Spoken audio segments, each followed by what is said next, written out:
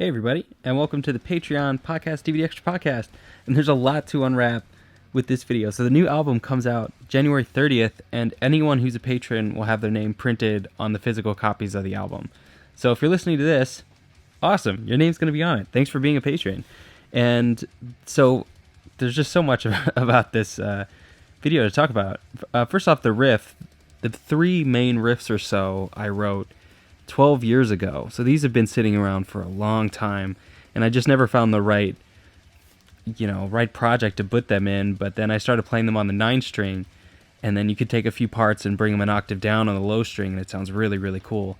So that's what I ended up doing. Actually, the first music video on my channel is for a band with a questionable name, Joseph Stalin and the Communists. In high school, my friend Jonathan would dress up like Joseph Stalin and essentially be a fool, and we thought making fun of a dictator was fun. But anyway, so this is one of our songs, actually. Other than Daisy, which is the first music video on my channel, we had a few other songs, and this was one of them. But Jonathan really didn't like it, and he said it was too metal. So I had it sitting around until I got a 9-string and started writing.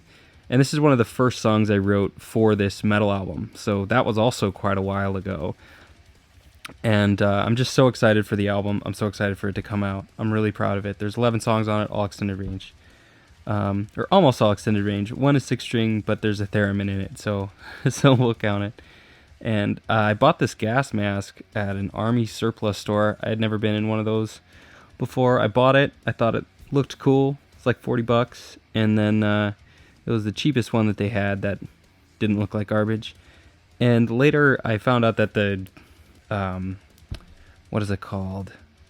The filter that goes in front of it is, I don't know, it's not safe. So I threw that away right away. But it still looks, I think it actually looks cooler without the filter on it. And I had to cut a big hole in the bottom. Okay, so this shot took a long time. Yeah. First way using green screen like that I've ever done. I really like how that turned out.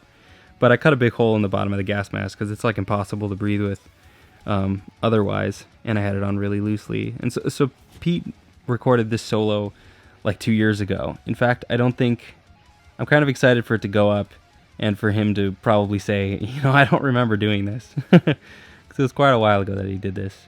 I'm glad that I still had the footage. I'm pretty unorganized with footage, so if it's old, it did take me a while to find this, but thankfully it was there.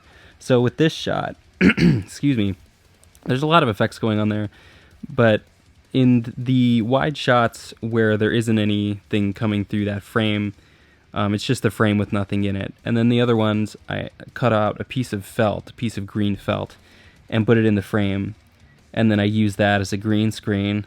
And, just with a lot of tweaking of effects and masking and whatnot, I was able to put Pete in there, as well as myself in there at the end. Oh, and, okay, there's a really interesting story about this location that I should get to while I'm yapping on to the right.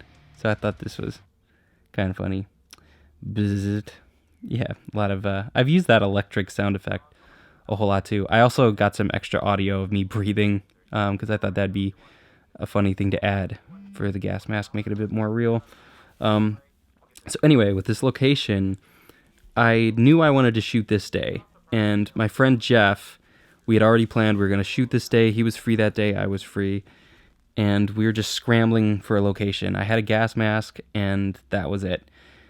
And he had a lead to a studio, and that would have been okay, and if I shot it at home, it would have been meh. It wouldn't have really been a full music video. And I called up someone who owns a haunted house. They weren't in town, and I got so desperate I started just texting people that I knew and saying, hey, just out of curiosity, if you happen to have access to a creepy place that would be great for a music video, let me know. And none of that really led to anything. And then the night before the shoot, I got a text from my friend Dan, who's an amazing drummer who I haven't talked to in like 5 years. If you search for Czar on YouTube, Family Crest by Czar, you'll see a music video that I shot for them like 6 years ago, 5-6 years ago, which is the last time I saw Dan. And he's an incredible drummer. But anyway, he just texted me completely out of the blue. Haven't talked to him in 5 years. and he said, "Hey, your song came on shuffle. Just wanted to say hey and see how you're doing." So we chatted a little bit on text, and then I asked him, "Hey, do you happen to have access to a cool film location that would be great for a metal music video?" And he's like, "Oh, yeah. In fact, I do. My band practices at this old church that was just bought and is going to be gutted and changed into something else soon." It's like, oh, really? He's like, "Yeah, we're practicing tomorrow if you want to come by tomorrow." Like, really? Well, that's when we were going to shoot. So I went to the church that night, the night before we planned to shoot, and looked at it, and there's a ton of awesome locations. This one is a flooded basement that's pretty hard to get to within the church as well, which also makes it even more creepy. And it's just dusty and slimy and gross and old, and has, I don't know what sport that is on the ground. Shuffleboard? Question mark? I guess so. And it just looks great, and it's perfect for this. And with it being flooded and gross looking, it does look like somewhere where you would need to wear a gas mask. So it just really, really worked out. And I think we're going to film a few more of these music videos for this album at that church that my friend Dan happens to have access to for a little while. It's just so weird how that came together. Otherwise, we probably would have had to shoot it just like in a studio or something, and it wouldn't have been as cool. There's a few other really great locations in this place too. And I didn't have to. Usually, I spend a lot of time color grading footage. Like tweaking the color, just there's a whole lot of stuff that just goes into a lot of tweaking and moving knobs to get the color just right. And in this one, I didn't do anything to it at all. I changed the exposure a little bit from shot to shot, but the basement with the lights and the old paint just looks really slimy and gross and was just perfect. I didn't have to change anything. Usually you have to mess with things to get a certain look, but this one's already there. It already looks really gross. And yeah, that was this video. And thanks so much for being a patron. Thanks for sticking around. I'm so glad this video came together and that people are watching it. And I hope you are having a phenomenal day. Have a good one. I will see you next video.